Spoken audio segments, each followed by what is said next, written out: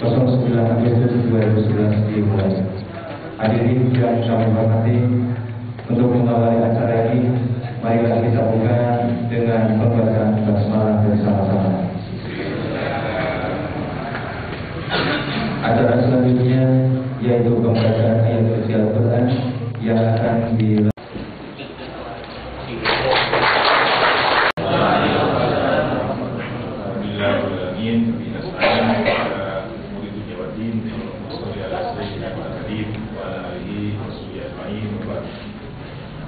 Mudah sekalian dari kegiatan Allah SWT khusus terkait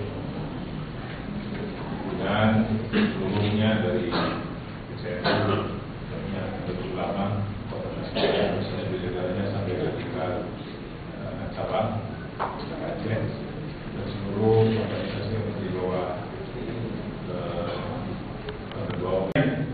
dan susah katanya itu naikkan pangkat itu harus ada formasi, kan formasi sabar aja. Akhirnya anak buah itu lelah juga, lebih baik sekolah aja katanya, naik eselon, maunya dari eselon 3B, 3A ke eselon 2, sekolah aja, sekolah ke S2, S3, akhirnya disesuaikan bakatnya, kebetulan si bekas bawahan itu jadi atasannya. Jadi terbalik nih, anak buahnya dulu itu sudah sekolah, nah ini jadi atasannya, kembali lagi ke kantor setelah sekian tahun gitu. Nah kira-kiranya satu saat yang bekas atasnya itu ngomong juga sama bekas bawahannya yang sekarang jadi atasnya, Pak ini sudah 4 tahun saya naik pangkat, kira-kiranya mau dibalas atau enggak? Nah, di saat kita ada kesempatan dan dalam posisi yang bisa membalas sakit hati dan kezaliman bekas pimpinannya, sekarang kita ada di atas. Nih saya bertanya, apa mau dibalas atau enggak? Secara naluriah, kemanusiaan, secara sosial antropologis, secara psikologis, atau sosial psikologis itu dulu kata nyeri nggak pakai air lah yang dibalas tuh. Kalau melihat Rasulullah tidak begitu.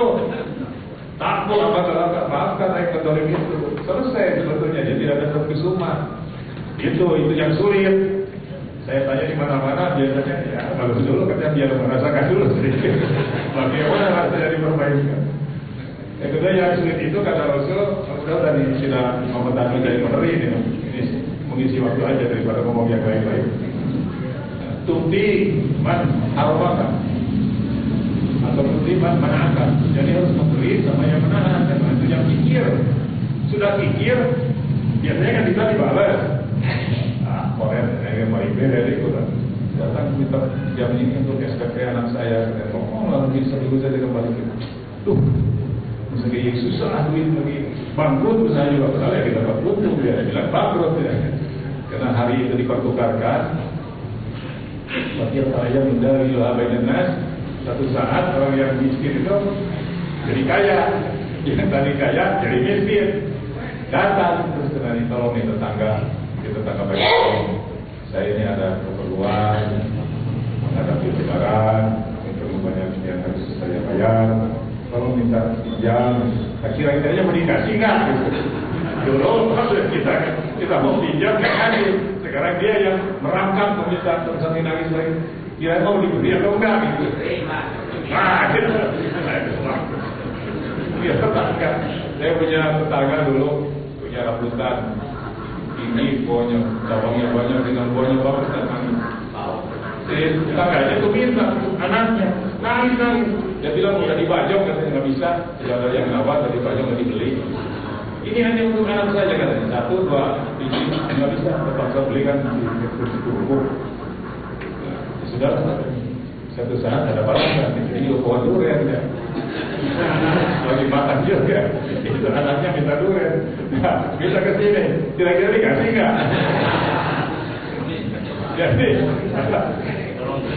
Jadi jawab aja, jawab dikasih borong. Ya sudahlah, nah ini nularnya, kenapa dikasih? Dulu juga nggak ngasih, iyalah dikasih, jadi 2 orang, 3. Jadi ternyata katanya penyakit pikir juga menular seperti TBC. Tadi kan 1 orang, jadi 2 orang, yang ngomong jadi 3 orang, anak dia juga untuk kita mengaksi dan segala. Ya. Jadi penyakit pikir itu dua, kata Profesor Dr. Malari, ahli psikologi. Penyakit pikir itu satu menular, kedua tidak bisa diperiksa oleh dokter. Kalau kata ke rumah sakit orang pikir Ronsen pasti beres itu, paru-parunya jantungnya bagus, periksa laboratorium juga bagus. Yang ketiga, penyakit pikir itu kalau dikasih tahu marah. Kalau saya sakit, saya tidak yang sakit, bisul, datang Pak Koteseum sama Pak Kiai itu, tahu dicari haji, kalau mau dicari. Kenapa? Ini kalau orangnya sakit, dia bisul, oh betul ada sakit kita, istilah, gitu. Digosok kan enak.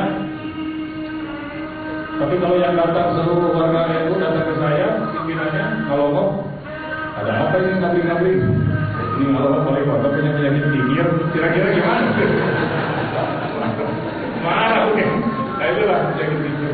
Itu saja saya datang ke sini, kita lain hanya untuk menyampaikan silaturahmi saja.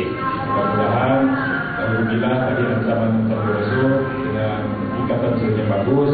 Akhir dan agenda kemasyarakatan, pemerintahan, dan pembangunan bisa diselesaikan. Terutama saya dengan Pak Kapolri, Pak Kapolres, dengan Pak Kajari, dan seluruh pimpinan konsultasi daerah mengharapkan kerjasama yang bagus di daerah lain.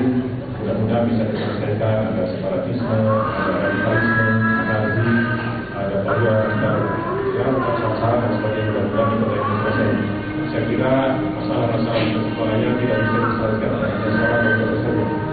Betapa lemahnya saya minta kepada Allah dari Jamiah NU, bersama dan juga dari semua tokoh masyarakat supaya kita bersama-sama menyelesaikan awal pembangunan dan juga terutama di negara yang sampai di persoalan lagi dan sebagainya. Jadi kita punya 4 kekuatan, satu Pancasila, kedua NKRI, ketiga Undang-Undang 45 dan di negara. Jadi kita sudah memberikan contoh bagaimana pembangunan bangsa ini. Dan saya sudah tiru itu ide-ide beliau di Tasikmalaya ini ada forum pembangunan kebangsaan. Berbagai etnis yang di sini berbaur. Insya Allah nanti ada pertunjukan supaya dengan ikatan kita seperti itu tentang perenang yang primordialisme bisa kita saran terutama. Dan juga saya juga menghargai di tiap kelompok atau di tiap etnis juga ada di sini perkumpulannya. Ada keluarga Minang, eksis di sini. Alhamdulillah. Waktu ada gempa bumi di Padang juga ada kumpul untuk membantu. Kemudian dari Jawa juga ada kelompok di sini. Itu untuk supaya kontinuitas kekangenan teknis saja sosio-kultural ada berkumpul. Ada berkumpul itu kelompok orang-orang dari Jawa Tengah dan Timur ada di sini. Kita bisa berkunjung. Kemudian ada kelompok Madura itu di bawah pimpinan Papua juga sering saya datangi. Supaya apa? Supaya mereka juga tidak merasa keterasingan di sini. Timbulnya bibit-bibit kejahatan itu menurut penelitian Amerika karena biasanya orang terasi. Dari pergaulan itu timbullah budaya. Ada lagu zaman dulu ya, zaman kakek kita itu di sekolah utamanya zaman kudu rela ke silih turungan, silih titikan, budi akal, lantaran dipercaya. Tahun 1800 di Perancis ada suatu kampung, ada perempuan yang serem di kamar, tidak berkomunikasi. Umur 12 tahun tidak pernah ketemu sama orang lain, dikasih makan di tempat gelap. Ternyata apa yang terjadi? Dia tidak bisa bicara apa-apa. Karena tidak ada kontak dengan orang, tidak ada hubungan, tidak ada peniruan. Hidup itu meniru. Kita bisa bahasa Sunda meniru orang tua kita, bahasa Indonesia meniru guru, bisa baca Quran meniru ustaz kita. Ini tidak dikasih kontak, dikerem di kamar gelap, hanya dikasih makan. Dia tidak bisa berbuat apa karena tidak kontak dengan manusia. Nah setelah ada sebutin, ini cerita saya baca dari Lintas Budaya karena Profesor Dr. Jadi Mulyadi, MA, PhD. Saya baca di situ setelah dipelihara oleh seorang ibu angkatnya, jadi bisa berbicara segala macam. Oleh karena itu komunikasi itu adalah inti dari silaturahmi. Tidak ada silaturahmi tanpa komunikasi. Dan setelah pimpinan kita dikatakan bahwa betul tidak disebut komunikasi. Seorang pemimpin yang bagus adalah orang yang bagus komunikasi. Sekian, terima kasih. Mudah-mudahan harapan kita termasuk Pak Ketua Jamiah dan terutama tadi tentu ini mudah-mudahan besar. Sekian, terima kasih.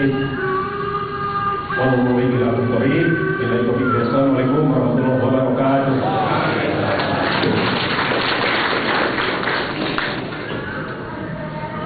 Hadirin yang kami hormati, pada kesempatan ini pula yang diadakan penyerangan kitab suci Al-Quran dari Kapolres Tasikmalaya secara simbolis kepada saya Ibu.